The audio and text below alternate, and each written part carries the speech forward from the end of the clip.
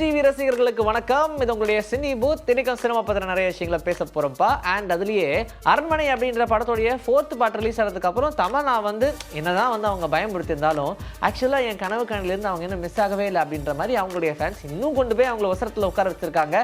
மகாராஷ்டிரால இப்போ எலெக்ஷன் ஓடிட்டு இருக்கு இல்லையா? ஸோ இதனால நிறைய பாலிவுட் ஆக்டர்ஸ்லாம் அங்கே போய் ஓட் பண்ணிட்டு இருக்காங்க.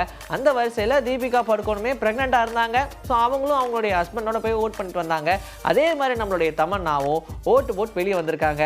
அந்த டைம்ல நம்ம பிரஸ் பீப்புள்லாம் இருக்காங்க இல்லையா, எங்க அந்த மை வச்ச வரல காட்டுங்க பார்ப்போம் அப்படின்னு காட்டும் போது அவங்க சொன்ன விஷயம் என்ன தெரியுமா?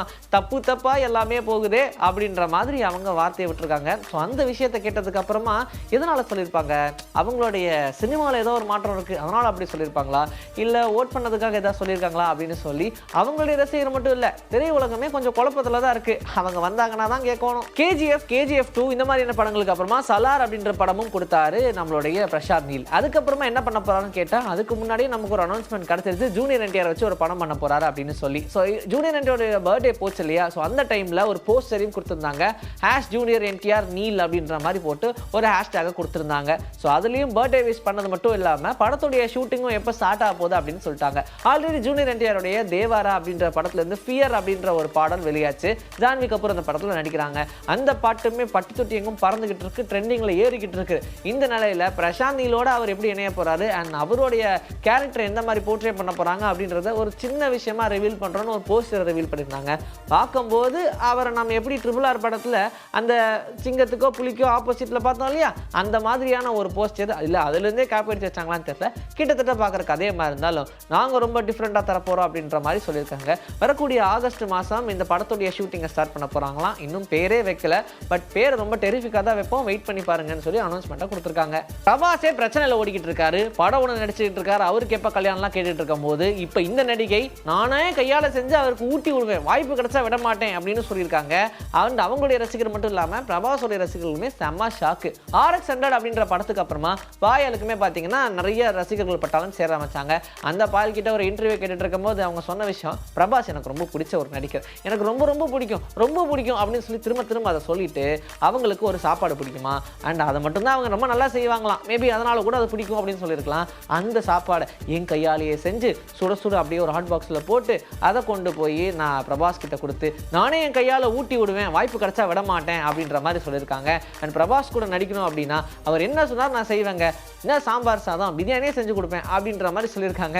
எப்படி இப்படிலாம் ஓப்பனாக சொன்னால் எப்படி அப்படின்ற மாதிரி ஃபேன்ஸ் ஒரு பக்கம் கமெண்ட் பண்ணி வந்துட்டு இருந்தாலும் பிரபாஸ் கூட நடிக்கணும் அப்படின்ற விஷயத்த இங்கிருந்தே ஒரு ஆர்வமாக காமிச்சிருக்காங்க. மேபி இந்த விஷயம் பிரபாஸோடைய காதுக்கு போச்சுன்னு வச்சுக்கோங்க, அடுத்த படத்துல இவங்க தான் ஹீரோயின் அண்ட் சாப்பாடு செய்யவும் மறந்துட மாட்டாங்கன்னு நினைக்கிறேன். கூலி படத்தை பத்தி பேசிக்கிட்டு இருக்கோம். ஆனா ரஜினிகாந்த் அவர்களுடைய நடிப்புல ஆல்ரெடி வெளியான படையப்பா படத்தை பத்தி ஒரு அப்டேட் கிடைச்சிருக்கு. ஆக்சுவலா இந்த படையப்பா படம் மட்டும் இல்லைங்க, எந்த படமா இருந்தாலும் இந்த ரீரிலீஸ் அப்படின்ற ஒரு மேட்டருக்கு வரும்போது ப்ரொடியூசர் எல்லாத்துக்கும் நல்ல லாபம் இல்லையா? அதனால இந்த படையப்பா படத்தையும் நம்ம ரீரிலீஸ் பண்ணா என்ன அப்படின்ற மாதிரி கேட்டிருக்காங்க. இப்போ வரைக்கும் எந்த சேனல்ல இந்த படத்தை போட்டாலும் உட்கார்ந்து பார்க்கறதுக்கான ஆடியன்ஸ் ரொம்பவே அதிகம். இதை நம்பி கமர்ஷியல் ஆட்ஸ் அதிகமாக தராங்க. அப்ப பாத்துக்கோங்களேன், அப்ப இந்த படையப்பா படத்தை திரும்ப நம்ம ரீரிலீஸ் பண்ணோம்னா எல்லாரும் தியேட்டருக்குள்ள போய் வைப் பண்ணுவாங்க அப்படின்ற ஒரு நம்பிக்கையில் இந்த படத்துடைய ப்ரொடியூசர் என்ன பண்ணியிருக்காருன்னா ரீரிலீஸ் பண்ணலாம்னு சொல்லி பிளான் பண்ணியிருக்காரு. ஸோ இது சம்பந்தமாக இயக்குநர்கிட்டலாம் பேசினதுக்கப்புறம் ரஜினிகாந்த் அவர்கள்கிட்டையும் ஒப்புதல் வாங்கியாச்சு. இந்த படம் கூடிய விரைவில் ரிலீஸ் ஆக போகுது, ரீரிலீஸ் ஆக போகுது அப்படின்ற விஷயத்த அப்டேட்டாக நமக்கு கொடுத்துருக்காங்க. யோசிச்சு பாருங்களேன், கூலி படையப்பா ரெண்டும் ஒரே டேட்டில் ரிலீஸ் ஆனால் எப்படி இருக்கும்? 5 மாசத்துல 1009 கோடி ரூபாய் வசூல்பா அப்படின்ற சொல்ற விஷயம் தான் இப்போ திரையுலகத்தில் பயங்கர டாக் ஆஃப் த டவுனாக இருக்கு. ஆக்சுவலாகவே இந்த 2024 ஆரம்பிச்சு 5 மாசம் ஆச்சுங்க. இந்த 5 மந்த்ஸ்ல எந்தெந்த படங்கள்லாம் பெரிய சக்சஸ் தமிழ்ல சொல்லுங்க பார்ப்போம். விரல் விட்டு என்ற மாதிரி எந்த படமே கிடையாது. அதே மலையாளத்தில் யோசிச்சா எத்தனை படங்கள் இருக்கு. அப்படிப்பட்ட வரிசையில் அவங்க ரிலீஸ் பண்ண எல்லா படங்களுமே சக்சஸ்ஃபுல்லான படம். மலையாளத்தில் ஓட விட்டாங்களோ இல்லையோ, தமிழ்ல ஓட விட்டாங்க. ஆவேசம்னு டைட்டில் வச்சதுக்கு அப்புறம் அந்த படம் தமிழ்ல ஆவேசமா ஓடுது. மஞ்சுமேல் பாய்ஸ் அப்படின்னு ஒரு படத்தை ரிலீஸ் பண்ணாங்க, அதையும் தூக்கிட்டு போய் மேலே உட்கார வச்சுட்டாங்க. இது இல்லாமல் நிறைய படங்கள் ரிலீஸ் ஆச்சு. எந்தெந்த படங்கள்லாம் ரிலீஸ் ஆச்சோ எல்லா திரைப்படங்களுமே மலையாளத்தில் சக்ஸஸ்ஃபுல்லான ஒரு திரைப்படங்கள் தான். இன்னும் 5 மந்த்ஸ்லேயும் இவ்வளோ கோடிகள் அப்படின்னா இன்னும் எக்கச்சக்கமான படங்கள் எடுத்துக்கிட்டே தானே இருக்காங்க. அடுத்தடுத்து அதெல்லாம் ரிலீஸ் ஆக தான் போகுது. தமிழுக்கும் கொஞ்சம் இடம் கொடுங்க அப்படின்ற மாதிரி நாம கேட்குற நிலைமை மலையாளத்துக்கிட்ட ஏற்பட்டுருச்சு அப்படின்ற மாதிரி தான் தமிழ் ரசிகர்களுமே சொல்லி வந்துட்டு இருக்காங்க. பட் இதோட முடியல, இந்த ஃபர்ஸ்ட் வேணா உங்களுக்கு தான் இருக்கலாம், அடுத்த 6 அதாவது அடுத்த ஆஃப் எங்களுதுப்பான்னு சொல்லி தமிழ் ரசிகர்களும் வெயிட் பண்ணுறாங்க. ஏன்னா பெரிய பெரிய பட்ஜெட் படங்கள்லாம் அப்போ தான் ரிலீஸ் ஆகுது. ஸோ அதனால் வெயிட் அண்ட் வாட்ச். ஒரு படம் ரிலீஸ் ஆயிடுச்சு அப்படின்னா தியேட்டர் மட்டும் இல்லாமல் OTTலையும் அந்த படத்தை படத்தை கொண்டாடி அதுலேயும் ட்ரெண்டிங்கில் கொண்டு வந்துடுறாங்க.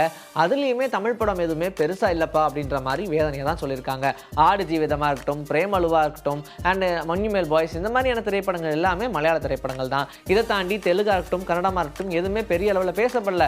மலையாள படங்கள் தான் ஓடிடியும் ரூல் பண்ணுது அப்படின்ற மாதிரியும் சொல்லி வந்துட்டு இருக்காங்க. இன்னைக்கு நம்மளுடைய சினி பூத்தில் சினிமா பற்றின நிறைய விஷயங்களை பார்த்தாச்சுப்பா. இதே மாதிரி நெக்ஸ்ட் வீடியோவில் உங்களை நான் வந்து சந்திக்கிறேன். And this is bye from Vijayasri. Take care.